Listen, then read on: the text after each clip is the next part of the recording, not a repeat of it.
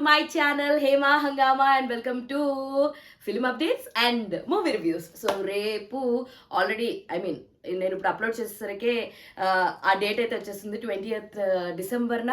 మనకి చాలా సినిమాలు అయితే రిలీజ్ అవుతున్నాయి. అందులో చాలా అందరి కళ్ళు ఉన్న ఓ సినిమా ఏంటి అంటే బచ్చలమల్లి అనమాట. సో ఇందాకే ప్రీమియర్స్ చూడడం జరిగింది, లైక్ అరౌండ్ 10:30 షోకి చూడడం జరిగింది, 19th 10:30 షోకి. సో ఆల్మోస్ట్ అది చూసేసి వచ్చేసరికి ఇప్పుడు నేను ఈ రివ్యూ రికార్డ్ చేస్తుంది కూడా ఆల్మోస్ట్ 1:45కి నేను రికార్డ్ చేసి రికార్డ్ చేస్తున్నాను. సో ఓవరాల్గా బచ్చలమల్లి ఒక మొండోడి కథ. సో ఆ మొండోడి కథ ఒక మొండితనంతో వెళ్ళిపోతే మన లైఫ్ ఎలా అతలాకుతలం అయిపోతుందో మనం ఊహించుకున్న లైఫ్ ఒకటి, మన మొండితనం వల్ల ఏమేం కోల్పోతామో అలాంటి ఒక ఫ్రస్ట్రేషన్, ఒక మొండిఘట్టం యొక్క స్టోరీయే బచ్చలమల్లి. ఇది ముందు నుంచి కూడా ప్రొడ్యూసర్స్ అండ్ డైరెక్ట్ మనకు చెప్తూనే ఉన్నారనమాట. సో ఈ సినిమాకి వచ్చేసి డైరెక్టర్ సుబ్బు మంగాదేవి గారు, అండ్ కాస్టింగ్ విషయానికి వచ్చేసి అల్లరి నరేష్ గారు and Amritha Aiyer, Hanuman fame Amritha Aiyer and Rohini or Revathi, నాకు ఆ రెండిట్లో పేరు కన్ఫ్యూజన్ యాక్చువల్లీ. హరితేజ ఉన్నారు అండ్ ప్రవీణ్ ఉన్నారు, ప్రసాద్ బెహ్రా ఉన్నాడు, వైవాహర్ష ఉన్నాడు అండ్ రావు రమేష్ గారు ఉన్నారు. వీళ్ళందరూ ఉన్నారనమాట. అయితే నాకు జెన్యున్గా ఏం చెప్పాలనిపిస్తుందంటే, హరితేజ గారు అల్లరి నరేష్ గారిని చిన్నాన్న అనడం ఎక్కడో ఫ్రేమ్లో సెట్ కాలేదనిపించింది. ప్రవీణ్ గారు, హరితేజ గారు actually wife and husband characters ఒక ముదురు బెండకాయలకి పెళ్లి చేస్తున్నారన్న ఫీలింగ్ వచ్చింది లిటరలీ.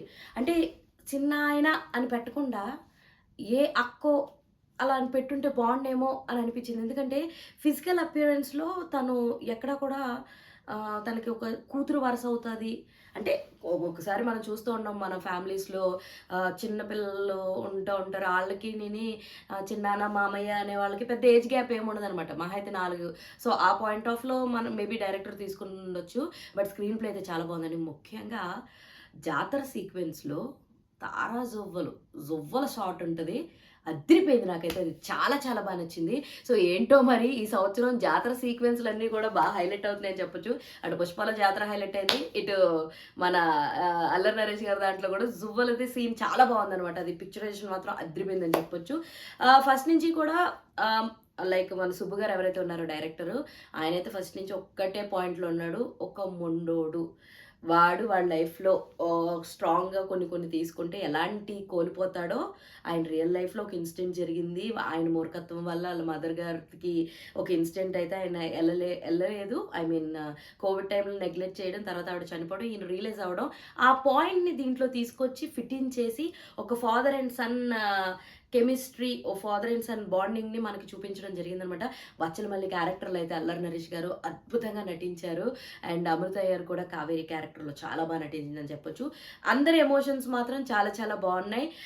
యాజ్ యూజువల్ ఊర్లో ఎలా అయితే ఉంటుందో, అండ్ ముఖ్యంగా చైల్డ్ ఆర్టిస్ట్ కింద చేసినటువంటి రోషన్ కూడా అద్భుతంగా నటించాడనమాట. చాలా బ్రిలియంట్గా ఉంటుంది ప్రతి సీన్ టు సీన్, తన చేంజ్ ఓవర్, తన ఎక్స్ప్రెషన్స్. అబ్బా నిజంగా ముందు నుంచి అంటారు కదా, ఒక 10 నిమిషాల్లో మీరు క్యారెక్టర్లోకి వెళ్ళిపోతారు అని. సో మనం వెళ్తాం, కాకపోతే బాగా మనకి బోర్ కొట్టించే సీన్స్ ఏంటంటే కొన్ని ట్విస్ట్లు మనకు తెలిసిపోతాయి. ఓకే, అంకిత్ కోయ కూడా ఉన్నాడు ఇందులో, తనది ఒక కీ రోల్, నేను చెప్పదలుచుకోలేదు ఏంటి కీ రోల్ అన్నది. సో కొన్ని ట్విస్టులు మనకు తెలిసిపోతూ ఉంటాయి, అలాగే చిన్న సర్ప్రైజ్ ఉంటాయి. మేము ఇంకేదో అనుకున్నాం, అది ఇక్కడ ఇంకేదో జరిగింది అన్న ఫీలింగ్ వస్తుంది అనమాట.